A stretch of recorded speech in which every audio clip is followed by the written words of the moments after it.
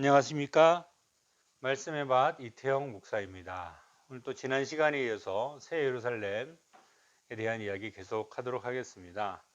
지난 시간에는 새 예루살렘 성은 우리가 알고 있는 캐슬 그런 건축물을 얘기하는 것이 아니라 하나의 도성, 그러니까 도시를 말하는 것이고 그 규모가 우리가 생각하는 것보다 어마어마하다 그랬죠.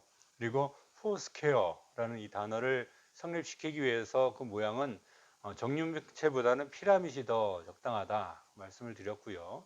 그 규모가 정말 엄청나기 때문에 이게 만약에 피라밋 모양으로 한번 이렇게 전환을 해가지고 차지할 위치를 지구와 이렇게 비교해 보면 이 정도의 규모다. 정말 어마어마한 규모이고 정말 화려하다라는 것을 우리가 이제 상상해 볼 수 있는데 성경은 그 디테일까지 아주 자세히 설명하고 또 묘사하고 있는 것을 볼 수가 있기 때문에요.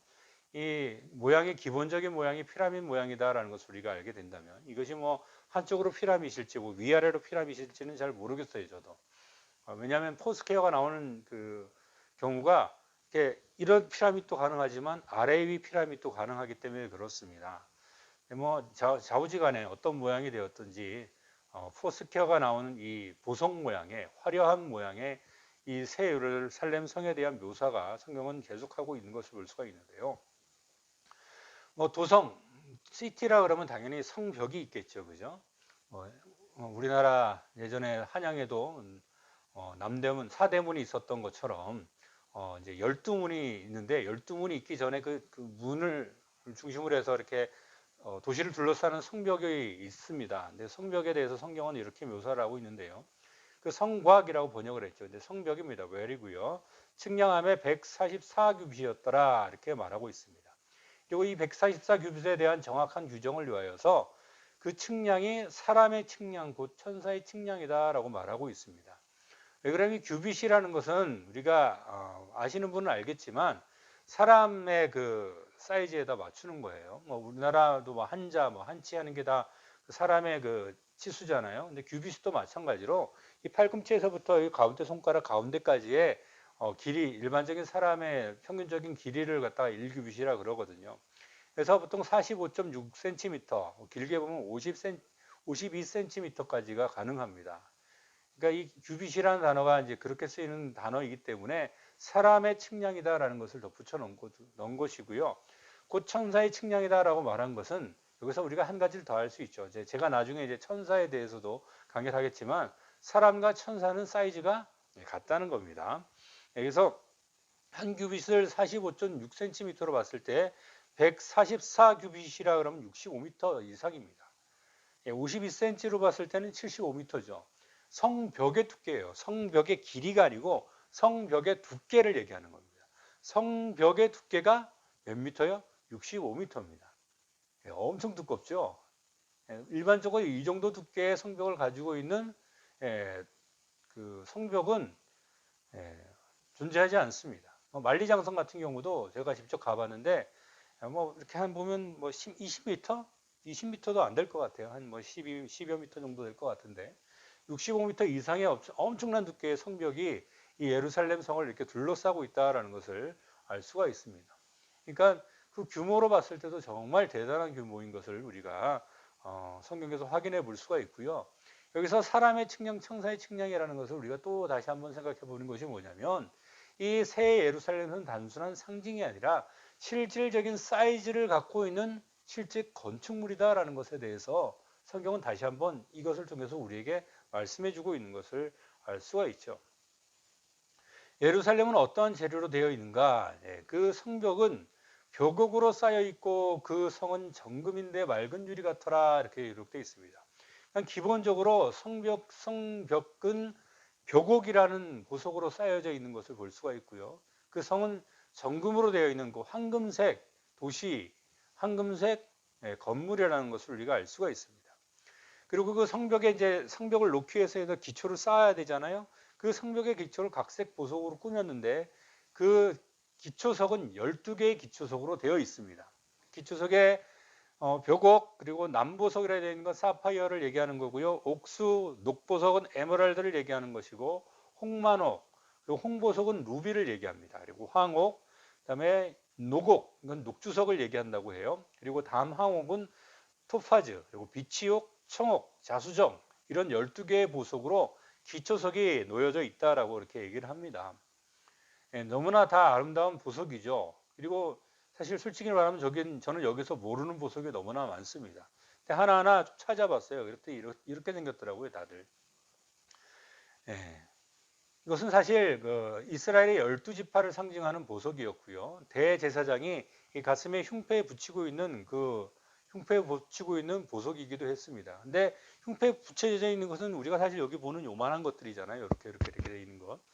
근데 12만 12,000 스타디온이나 되는 그 어마어마한 규모의 성벽을 바치고 있는 기초석이라면 이렇게 작지 않을 거라는 거죠.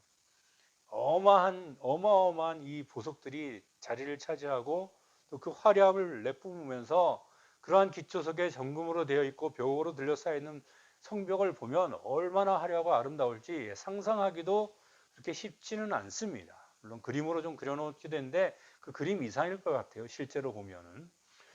새 예루살렘에는 들어가는 문이 당연히 있어야 될 겁니다. 성벽으로 들려쌓여 있는 것뿐만 아니라 성벽만 들려쌓여 있으면 들어가지를 못하잖아요. 그죠? 드나드는 문이 있는데 그 문도 총 12문으로 되어 있습니다.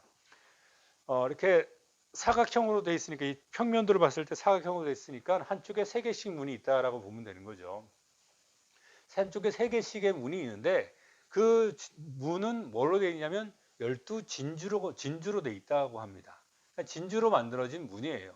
뭐 가능하죠. 뭐 이렇게 문을 만들어 놓고 진주 팍팍 이렇게 박아 놓으면 될 거잖아요. 근데 그게 아니에요. 각 문마다 한 개의 진주로 되어 있다는 겁니다. 그러니까 문 자체가 뭡니까? 진주예요, 진주.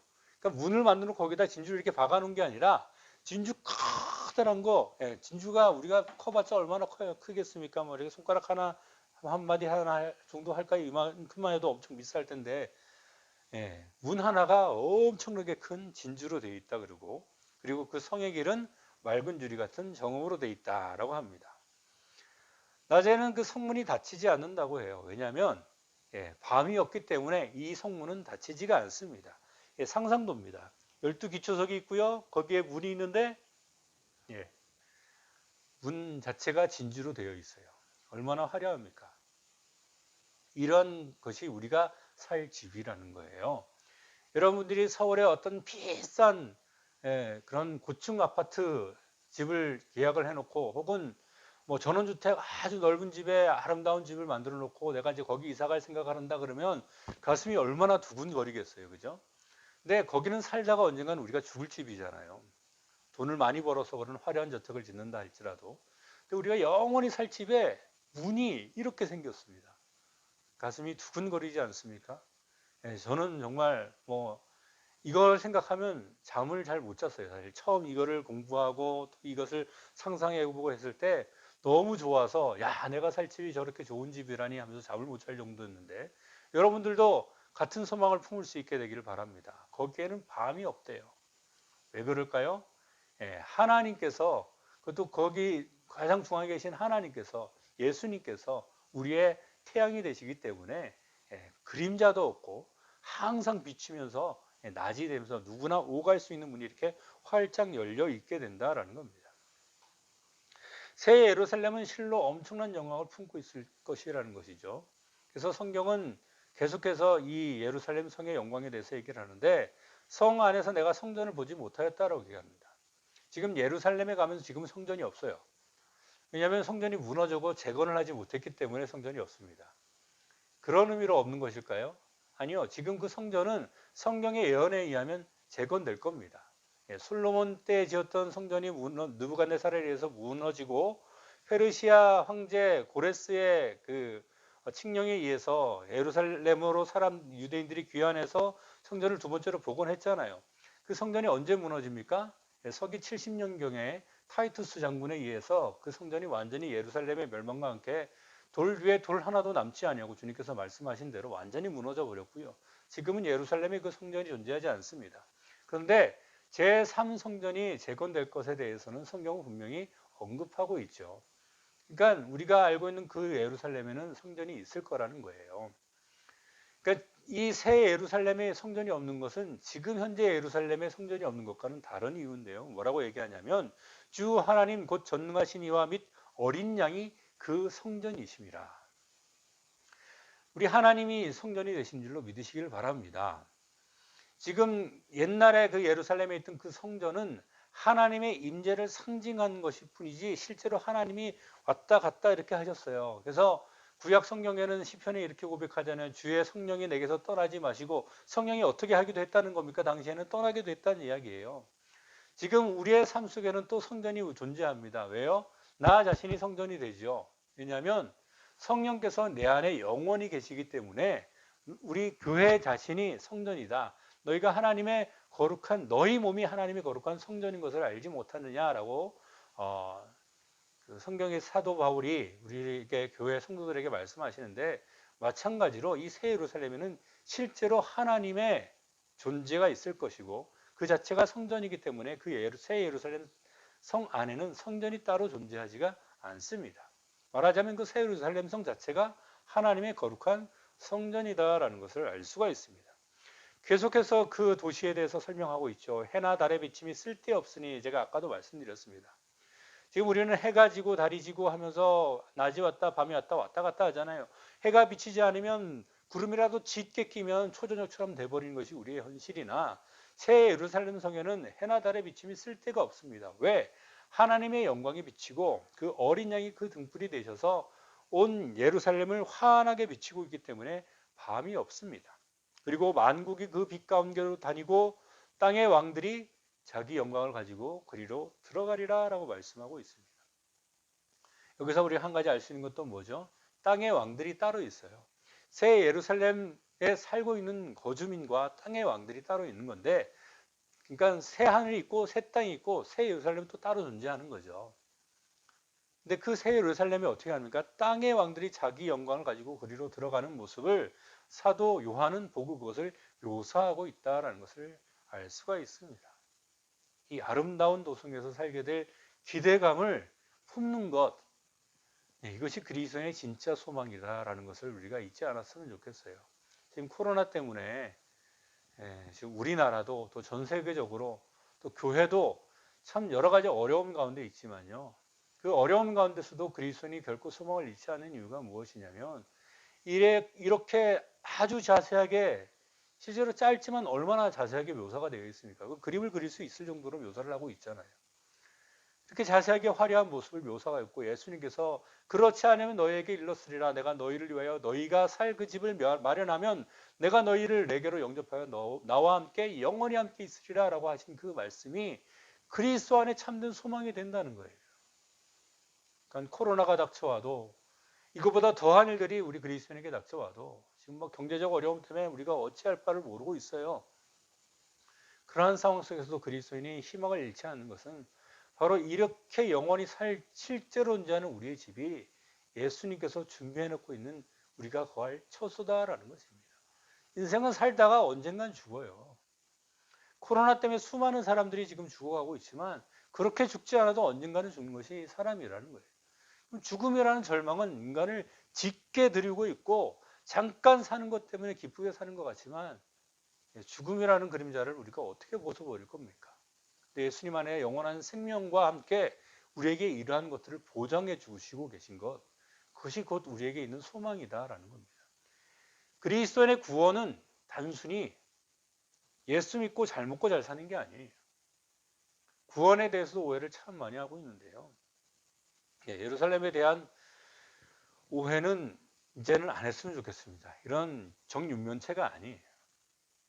그거보다 훨씬 화려한 모습으로 주님께서 우리에게 사도 요한을 통해 보여주신 이 새 예루살렘 성을, 궁극적으로 그것을 바라보는 것, 천년왕국을 지나서 새 하늘과 새 땅이 열리고 그 안에 새 예루살렘이 하늘로부터 내려오는 것을 보면서 가슴 뛰었던 그 사도 요한의 그 설렘을 우리도 갖고 그것을 가지고 살아가는 것이 그리스도의 모습이고 그리스도의 소망이다라는 것을 결코 잊지 않았으면 좋겠습니다.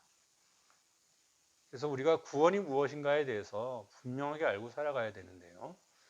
오늘은 여기까지 하도록 하겠습니다. 그리고 다음 시간에는, 그러면 그리스도인들이 구원에 대해서 오해하고 있는 것들이 참 많거든요.